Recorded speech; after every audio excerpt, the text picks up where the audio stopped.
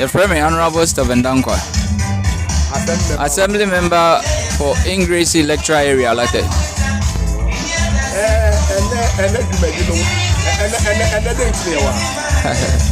Oh, nature wade.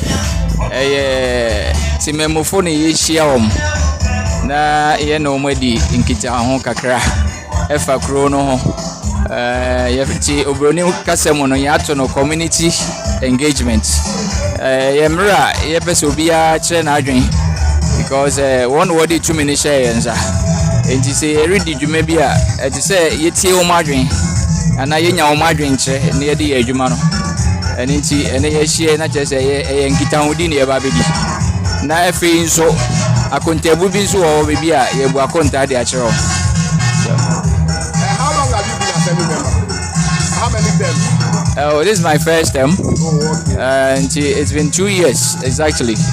And my friend said me 3rd year because next year NABI end term of office and Weber end. How long have you been doing this? Where near the behind? Mpanga bieni. Mpanga bieni so. First one, and that you selected. How was the response? Oh, and so it was massive because for a long time on BBC and Shadan see assembly young area. And she echoes are not just say the energy batty mamophonum. The son and no we on them were phone if you won't be by not just say Asempa. How was your first term? Oh, so far so good. Vivia Yaboko. Make a response in the not just say Vivia Koye.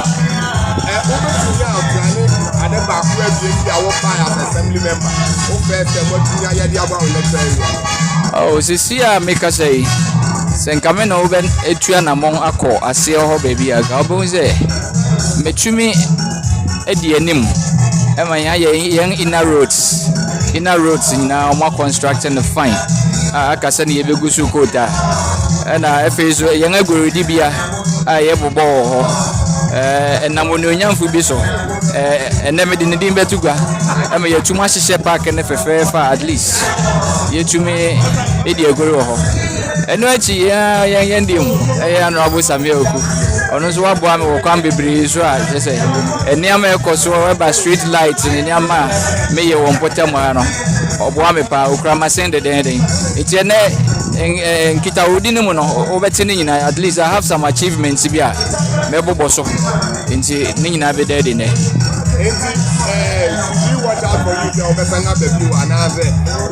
Oh, of course. Me say. Yes, because me cry me one never be bria. It is a me. Now I must start and just say me and son I say me qua now me to my proper handing over. Ama your beba.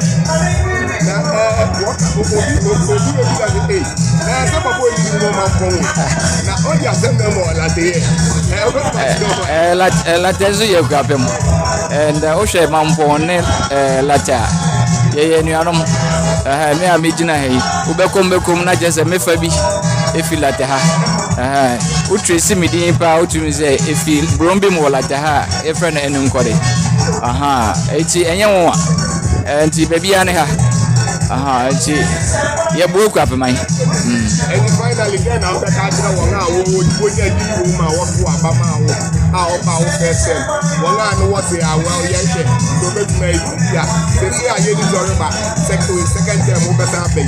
Now, but I'll contest the final get out of that. Oh, Madam must say, Wunya Memojidi because any pain in any Yanisa.